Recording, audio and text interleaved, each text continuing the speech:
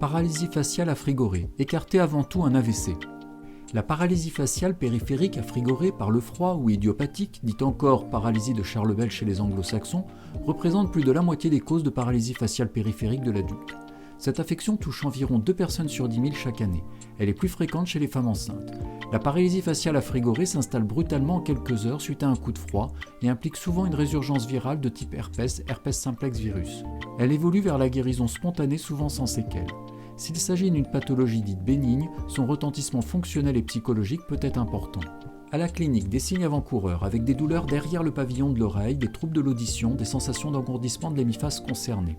Surtout une paralysie faciale par atteinte de la partie supérieure et inférieure du visage du côté paralysé. Au niveau supérieur du visage, un effacement des rides du front, une fermeture incomplète de la paupière du côté atteint, le signe de Charlebel qui est spécifique ou pathognomonique d'une paralysie faciale périphérique. À l'examen, la paralysie d'un des muscles du globe oculaire provoque la bascule de l'œil vers le haut et l'extérieur. Au niveau inférieur du visage, un effacement du sillon nasal, un abaissement de la commissure de la lèvre, une impossibilité de gonfler la joue du côté atteint, une déviation de la bouche du côté sain lors du sourire. Parfois une hyperacousie, amplification de l'acuité auditive, une sécrétion lacrymale diminuée, une perte du goût.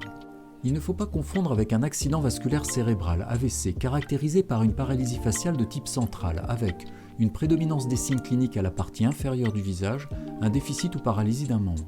Les maladies infectieuses, la maladie de Lyme avec notion de piqûre de tique, agent infectieux Borrelia, le zona facial ou auriculaire ou herpès gynéculé se manifeste par une douleur ou une éruption vésiculeuse dans le canal auditif externe ou autour de son orifice au niveau du pavillon de l'oreille, zone de Ramsay-Hunt. Les infections de l'oreille moyenne ou de la mastoïde, la méningite chronique, les maladies auto-immunes, sarcoïdose, maladie de Wegener, les traumatismes, fractures des rochers, les cancers, l'infiltration carcinomateuse ou leucémique du nerf, le diabète. Les traitements. En attendant la récupération motrice, maintenir l'humidification de la cornée par des pansements occlusifs des substituts de larmes. Prendre des corticoïdes, prednisolone dans les 72 heures à la dose de 60 mg par jour chez un adulte pendant 5 jours, puis réduire la posologie de 10 mg par jour pendant 5 jours.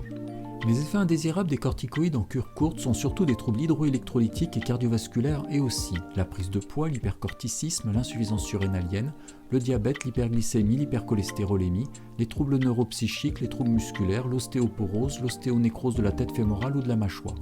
La rééducation avec des mouvements visant à contracter ou étirer certains muscles. L'électrostimulation n'a pas d'efficacité démontrée en termes de récupération motrice. Les antiviraux, acyclovir ou le valacyclovir, seuls ou associés aux corticoïdes, n'apportent pas de progrès en termes de récupération motrice. L'évolution de la paralysie faciale est souvent favorable. Elle évolue vers la guérison sans séquelles chez environ 70 à 80% des patients en 4 à 6 semaines, mais parfois jusqu'à 6 mois à 1 an. Les éléments de bon pronostic, la récupération précoce, la préservation du réflexe tapédien, contraction involontaire des muscles d'oreille moyenne, l'électroneuronographie à J5 avec un pourcentage de fibre fonctionnelle résiduelle supérieur à 10%.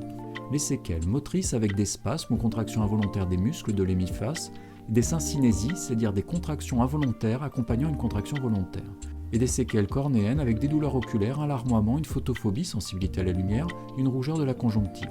Vous avez aimé? Likez et abonnez-vous à Dr No, disponible aussi sur YouTube.